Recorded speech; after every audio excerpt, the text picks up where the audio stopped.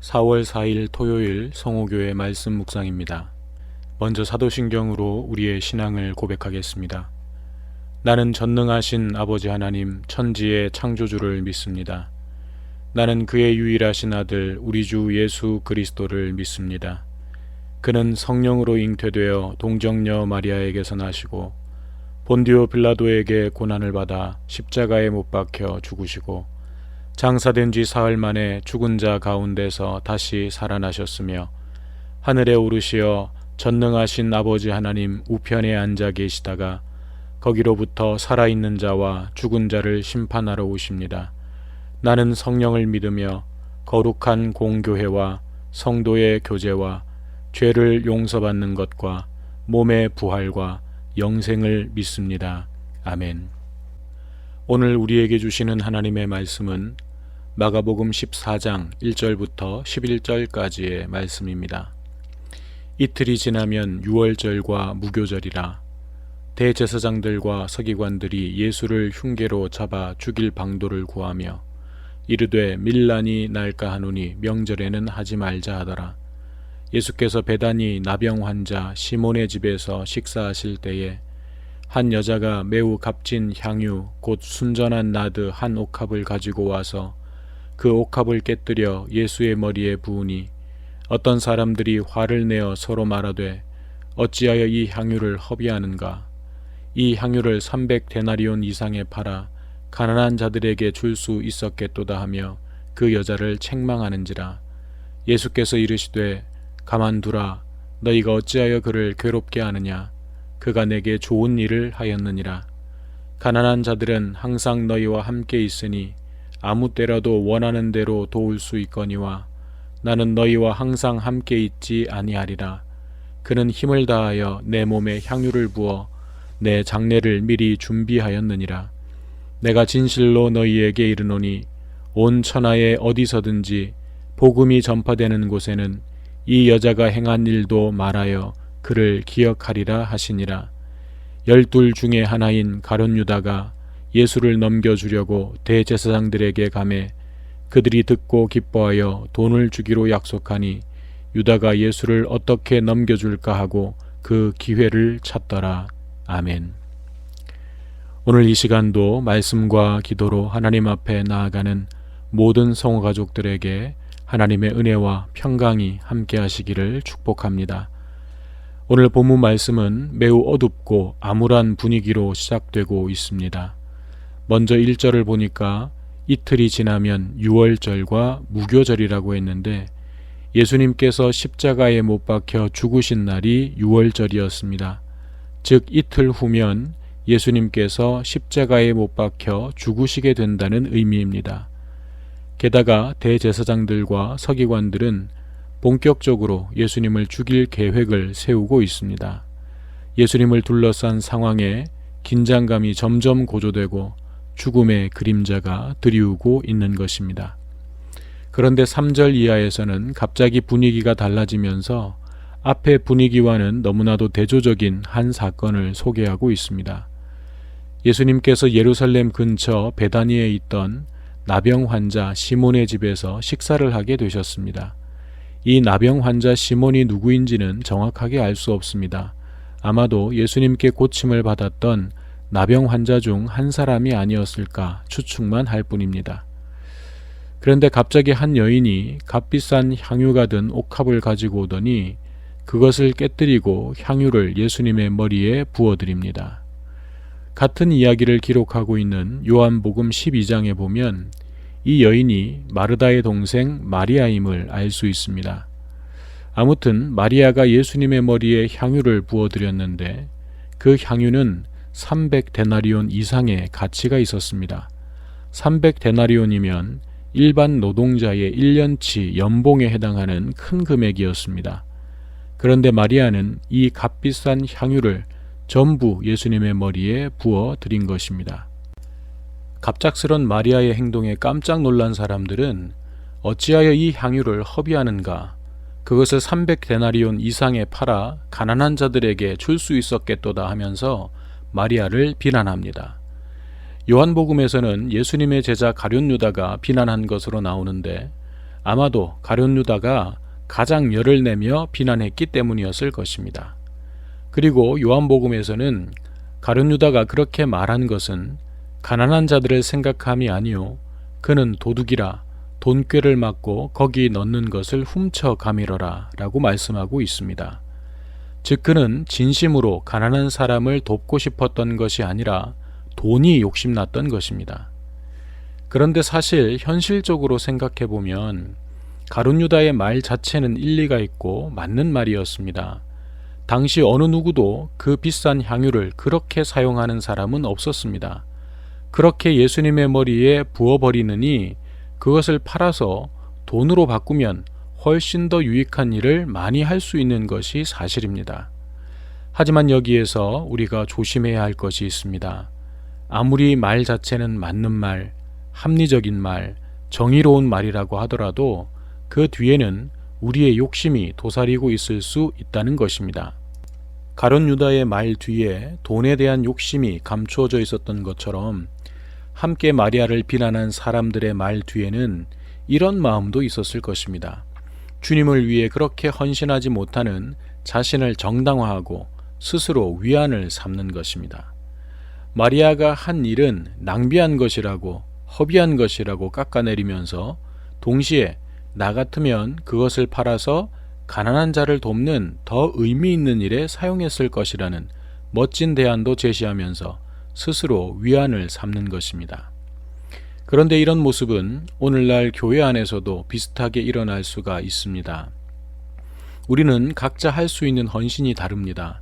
그러므로 상황에 맞게 내가 할 수 있는 부분에서 마음을 다해 헌신하면 되는 것입니다. 또 전혀 헌신을 하지 못한다고 해도 그것 자체는 결코 문제가 되지 않습니다. 믿음이 아직 거기까지 다다르지 못했을 수도 있고 상황이나 여건이 도저히 안 따라주는 경우도 있기 때문입니다. 그런데 문제는 자기가 헌신을 못한다고 해서 다른 사람의 헌신을 시기하고 질투하고 자존심 상해하고 더 나아가서 다친 자기 자존심의 회복을 위해서 그 사람의 헌신에 대해 뒷말을 하고 험담을 하고 비난거리를 만드는 경우가 있는데 그것은 하나님 앞에서 악한 일이고 죄악입니다. 물론 헌신을 하는 사람이 그렇지 않은 사람들에 대해서 우월감을 갖거나 교만해지는 것도 마찬가지고요. 하나님께 드리는 헌신은 양의 문제가 결코 아닙니다. 헌신은 마음의 문제이고 사랑과 밀접한 관계가 있는 문제입니다. 여러분, 만약 마리아를 비난하던 그 사람들에게 향유가 있었다면 그들은 마리아처럼 할 수 있었을까요? 아니면 그들이 말했던 것처럼 그것을 팔아 가난한 자들을 도왔을까요? 저는 아니었을 것이라고 생각합니다. 이게 얼마짜린데 하면서 아까워서 그렇게 못했을 것입니다. 다시 말해서 그들에게는 아직 예수님이 그 무엇과도 바꿀 수 없는 가장 사랑하는 대상이 아니었던 것입니다. 내 모든 것을 주어도 아깝지 않을 만큼 누군가를 사랑해 본 적이 없는 것입니다. 그러니 마리아의 마음을 이해할 수 없었던 것입니다. 마리아의 헌신이 그저 돈의 가치로만 보였던 것입니다. 즉 그들은 사랑의 본질을 이해하지 못하고 있다는 말입니다. 진정한 사랑의 본질이 무엇입니까? 그것은 자신을 내어주는 것입니다. 자기의 유익을 구하지 않는 것입니다. 사랑함에 있어서 계산기를 두드리지 않는 것입니다. 하나님께서 만약 인간을 향해 계산기를 두드리셨다면 성경의 역사는 아담과 하와에서 끝났어야 합니다. 조금 더 봐준다면 노아 홍수 때 끝났어야 합니다. 하지만 하나님은 계산하지 않으셨습니다. 하나님은 언제나 손해보는 장사를 하셨습니다. 그것이 인간을 향한 하나님의 사랑의 본질이었습니다. 이러한 하나님의 사랑을 가장 많이 닮은 인간이 할 수 있는 최고의 사랑의 모습이 무엇입니까? 자녀를 향한 부모의 사랑 아니겠습니까? 거기에 계산이 들어갑니까? 합리적인 이유가 있고 정당한 논리가 있습니까? 없습니다. 그냥 주는 것입니다. 자기 생명을 주어도 아깝지 않다고 여깁니다. 왜 그렇습니까? 이 세상 그 무엇과도 바꿀 수 없을 만큼 사랑하기 때문입니다. 마리아에게는 예수님이 그런 분이셨습니다. 마리아는 그런 사랑으로 예수님을 사랑했습니다. 그래서 마리아에게는 예수님이 그 향유보다 훨씬 귀한 분이시고 훨씬 더 소중한 분이셨습니다. 자기에게 있는 전부를 드려도 아깝지 않은 분이셨습니다. 그래서 마리아는 향유를 온전히 예수님만을 위해서 사용한 것입니다. 하지만 마리아를 비난한 사람들은 그런 사랑을 해본 적도 없고 또 그 대상이 하나님이셨던 적이 한 번도 없었던 것입니다. 그러니 예수님을 향한 마리아의 사랑과 헌신은 보이지 않고 향유의 가격만 보인 것입니다. 자, 그렇게 사람들이 마리아가 한 일에 대해서 비난을 쏟아내자 예수님께서 마리아를 향해 내게 좋은 일을 하였느니라 라고 칭찬을 하십니다. 좋은 일은 무엇을 의미합니까? 향유를 부은 것이 곧 예수님의 장례를 위함이었다는 것입니다. 마리아가 어디까지 이해하고 있었는지는 알 수 없지만 분명한 것은 그 누구도 예수님께서 죽으실 것이라는 사실을 전혀 생각하지 않고 있던 그때에 마리아는 그 일을 준비했다는 것입니다. 늘 예수님의 말씀을 경청했던 마리아에게 여인의 직감이 더해져서였을까요? 마리아는 예수님과 함께 할 수 있는 시간이 그리 많이 남지 않았다는 것을 알았던 것입니다. 그래서 눈물과 함께 향유를 예수님의 머리에 부어 드렸을 것입니다. 그런 마리아를 칭찬하신 예수님은 더 나아가 엄청난 축복을 하십니다. 내가 진실로 너희에게 이르노니 온 천하에 어디서든지 복음이 전파되는 곳에는 이 여자가 행한 일도 말하여 그를 기억하리라. 예수님께서 마리아에게 이처럼 놀랍게 축복하시는 것은 어쩌면 당연했습니다. 이제 곧 십자가를 지셔야 하는데 예수님 주위에는 이 상황과 예수님의 마음을 헤아리는 사람이 아무도 없었습니다. 가장 가까이에 있던 제자들조차 몇 번을 말해주어도 이해하지 못했습니다. 그러니 예수님의 마음이 얼마나 외로우셨겠습니까? 그런데 식사하는 자리에 갑자기 마리아가 옥합을 깨뜨리고 향유를 부은 것입니다. 옥합이 깨지고 향유가 쏟아 부어지면서 온 집안에 향유 냄새가 진동했을 것입니다. 저는 그때 예수님께서 당신의 십자가를 보셨다고 믿습니다. 당신의 몸을 깨뜨려 보혈을 전부 쏟으심으로써 온 세상을 구원하실 당신의 십자가, 쏟아진 그 예수님의 물과 피를 통해 온 세상에 전파될 복음의 향기를 예수님께서 보셨다고 믿습니다.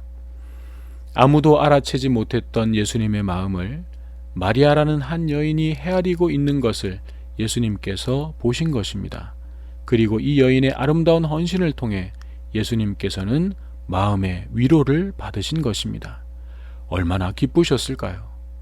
아, 네가 내 마음을 보았구나. 너는 내 마음을 알았구나. 그래서 예수님은 이 여자가 내 몸에 이 향유를 부은 것은 내 장례를 위하여 한 것이다. 이 여인이 내게 준 사랑의 헌신은 복음이 전파되는 곳에서 함께 기억될 것이다 라고 말씀하신 것입니다. 그런데 이 감동적인 이야기 뒤로 너무나 대조적인 한 이야기가 이어지고 있습니다. 식사 자리가 끝난 뒤 한 사람이 조용히 사라집니다. 가룟 유다입니다. 그가 대제사장들을 찾아갑니다. 그리고 예수를 넘겨주는 대가로 돈을 약속받습니다. 예수를 넘겨준다는 것은 사람들의 눈을 피해 예수를 잡을 타이밍을 알려주겠다는 것입니다. 이렇게 된다면 앞서 2절에서처럼 예수를 언제 잡아 죽일지에 대한 타이밍을 조율하고 말 것도 없습니다. 예수님을 죽일 계획은 급물살을 타게 되는 것입니다. 오늘 본문에 기록된 마리아의 사랑과 가룟 유다의 배신은 그 초점이 예수님의 죽음을 향하고 있다는 점에서는 같습니다. 그러나 하나는 예수님을 향한 가장 귀한 사랑이었고 다른 하나는 예수님을 향한 무서운 배신이었습니다. 마리아는 자기가 할 수 있는 최선을 다해 예수님을 사랑했고 가룟 유다는 자기가 할 수 있는 최선을 다해 예수님을 넘겨줄 기회를 찾았습니다. 사랑하는 여러분, 우리가 주님을 사랑한다면 우리가 주님께 드릴 수 있는 최고의 사랑은 무엇일까요? 향유를 부은 마리아처럼 우리도 뭔가 값비싼 것을 드려야 할까요? 그것은 아닐 것입니다. 예수님께서도 그 향유가 값비싼 것이었기 때문에 마리아를 칭찬하신 것이 아니기 때문입니다. 이 여인의 사랑은 예수님의 마음을 헤아리는 사랑이었고, 그래서 예수님께 위로가 되어 드릴 수 있는 사랑이었습니다.